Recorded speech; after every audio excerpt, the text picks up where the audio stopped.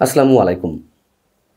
নির্বাচন ইস্যুতে বিএনপির সঙ্গে ছাত্র সমন্বয়ক এবং সরকারের সঙ্গে যে একটা গভীর দূরত্ব সৃষ্টি হয়েছে, এটি আর লুকোচুরি করার কিছু নেই।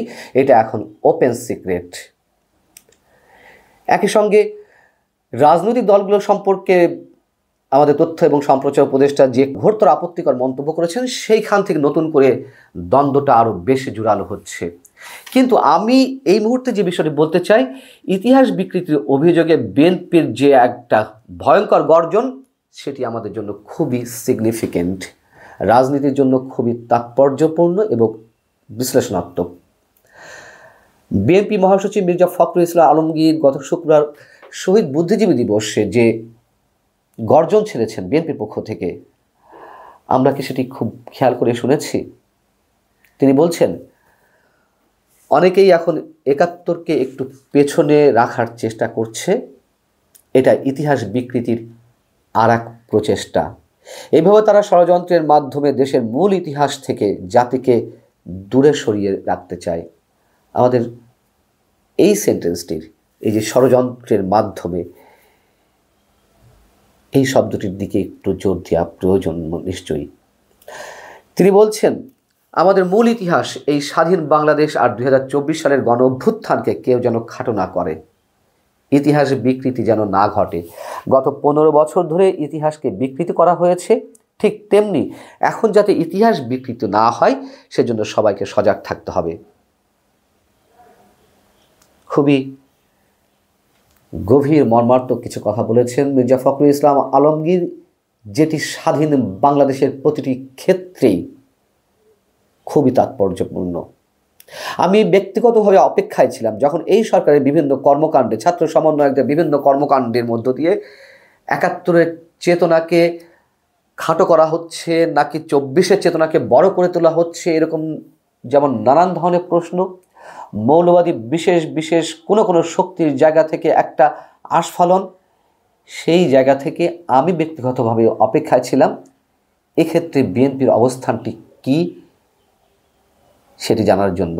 কেন তারা স্পষ্ট করছে না? আমরা স্পষ্ট হয়েছে বিএনপির অবস্থান সম্পর্কে। এবং মির্জা ফখরুল ইসলাম আলমগীর যে কথাগুলো বলেছেন, এটি নিশ্চয়ই শুধু বলার জন্য বলা নয়, স্রেফ হুঙ্কার ছেড়েছেন তিনি। এবং এটিই বাস্তবতা।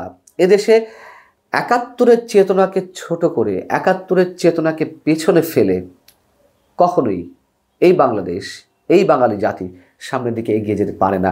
এবং মির্জা ফখরুল ইসলাম আলমগীর আরও বেশ কয়েকটি মন্তব্য করেছেন এই একই অনুষ্ঠানে। তিনি বলছেন যে মেধাবী মানুষগুলোকে সরিয়ে দিয়ে একনায়কতন্ত্রের ক্ষমতা টিকিয়ে রাখতে চেষ্টায় থাকে স্বৈরাচাররা।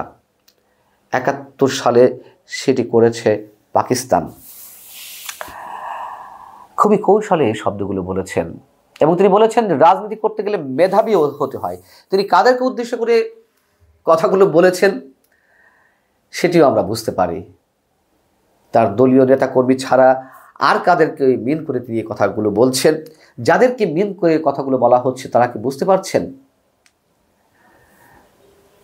স্বাধীনতা বিরোধী একটি রাজনৈতিক দলের সঙ্গে বিএনপির যে সখ্যতা ছিল, তা নিয়ে বিএনপির মধ্যেও তাদের অভ্যন্তরীণ যে রাজনীতি দুটি ধারায় বিভক্ত ছিল। তারা সেই দলকে মেনে নিতে পারছিল না, অনেকে আবার তাদেরকে নিয়ে সাবলীলভাবে চলার কথা বলছিল। কিন্তু শেষমেশ আমরা দেখলাম তাদের থেকেও বিএনপি দূরে সরে গেল। বিএনপি উপলব্ধি করেছে, আর যাই হোক, স্বাধীনতা বিরোধী কোনো শক্তির আস্ফালন এদেশের মানুষ মেনে নিতে চায় না। দিন শেষে ৭১-ই জয়ী হবে, সে কথা বিএনপিও খুব ভালোভাবে উপলব্ধি করতে পেরেছে। আওয়ামী লীগ ৭১কে নিয়ে চেতনার ব্যবসা করেছে, কথা সত্য, কোনো ভুল নেই।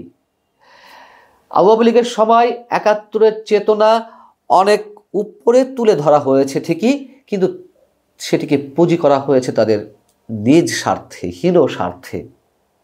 সেটি যেমন মানুষ গ্রহণ করতে পারেনি, ঠিক একইভাবে ৭১কে খাটো করবেন, ৭১কে অস্বীকার করবেন, কথায় কথায় ৭১-এর উপরে ২৪-এর চেতনাকে স্থান দিবেন, এটি মানুষ মেনে নিতে পারে না। ২৪-এর চেতনার অবশ্যই প্রয়োজন ছিল, 24-এর গণঅভ্যুত্থান একটি অনিবার্য পরিণতি, কিন্তু তাই বলে সেটি 71-কে ছাপিয়ে যেতে পারে না। বারবার এই কথা বলতে চাচ্ছি আমরা। অথচ যারা আবার 24-কে নিয়ে ব্যবসা করতে চাইছেন তারা বারবার এই কথা ভুলে যাচ্ছেন। এটি সম্ভব না, কোনো অবস্থাতেই সম্ভব না 24-এর উপরে 71-কে স্থান দেওয়ার।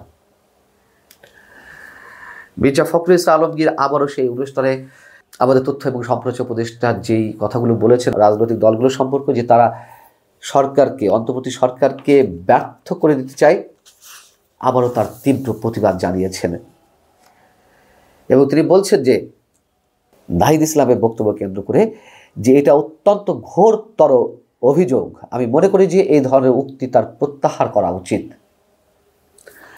নাহিদ ইসলামের বক্তব্য নানান পর্যায় থেকে সমালোচিত হচ্ছে এবং আমার মনে হয় ছাত্র সমন্বয়কদের অনেকে যে ঔদ্ধত্যের পরিচয় দিয়ে আসছে 5 আগস্টের পর থেকে, 24-এর চেতনা তারাই ধ্বংস করছে, একথা বলতে কোনো দ্বিধা নেই। 71-এর চেতনাকে দিয়ে ব্যবসা করতে গিয়ে আওয়ামী লীগ যেমন 71-এর অনেক কিছুকে প্রশ্নবিদ্ধ করেছে,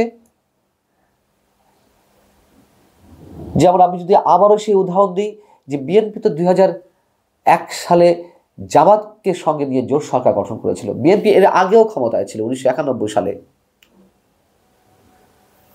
কই তখন তো মুক্তিযুদ্ধের যে স্মৃতিচিহ্নগুলো সেগুলো এরকম ধ্বংস করা হয়নি, বঙ্গবন্ধুকে চরমভাবে অসম্মান করা হয়নি। কিন্তু আওয়ামী লীগ যাওয়ার পরে এখন বঙ্গবন্ধুর ছবি নামানো হচ্ছে, চরমভাবে অপমান করা হচ্ছে, 32 নম্বর পুড়িয়ে দেওয়া হচ্ছে এবং 71-এর স্মৃতিচিহ্নগুলো, যেগুলো শত শত স্মৃতিচিহ্ন সারা দেশে ধ্বংসস্তূপে পরিণত হয়েছে, সেইগুলোকে ধারণ করবো না, সেইগুলোকে সংরক্ষণ করবো না। আমরা 24-এর চেতনাকে লালন করবো, গণভাবনকে সেটির জন্য আমরা ডেডিকেট করে দেবো 24-এর স্মৃতি ধরে রাখার জন্য। এটি হতে পারে না, এটি পারে না হতে। অতএব ছাত্র সমন্বয়কদের সম্ভবত উপলব্ধির সময় এসেছে। তারা যা করতে চাইছে এত সহজে রাজনীতি করা যায় না, এত সহজে সাধারণ মানুষের সেন্টিমেন্ট নিজেদের পক্ষে নেওয়া সম্ভব নয়। আর প্রথম দিকে মির্জা ফখরুল সাহেবের উচ্চারিত একটি শব্দের দিকে বিশেষভাবে খেয়াল রাখতে বলছিলাম আপনাদেরকে। তিনি বলছিলেন যে ইতিহাস বিকৃতির মাধ্যমে তারা ষড়যন্ত্রের মাধ্যমে দেশের মূল ইতিহাস থেকে জাতিকে দূরে সরিয়ে রাখতে চায়। এই যে ষড়যন্ত্র শব্দটি, কারা সেই ষড়যন্ত্র করছে?